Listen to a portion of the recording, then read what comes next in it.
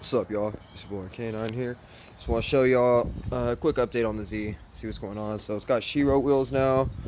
I've actually been swapping over some interior. Some of you guys have seen this already, carbon fiber wheel.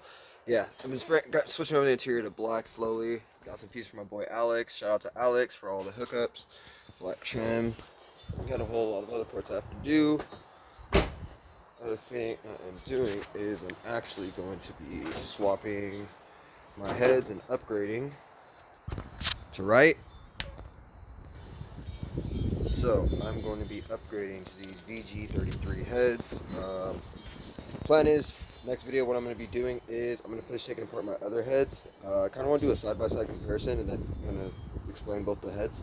But yeah, just picked these up from the machine shop, so I'm super stoked. I've also got some 110-pound Schneider springs in there. Got a nice upgrade as well. I'm so excited to put these on. So that's all for today, guys. Stay tuned.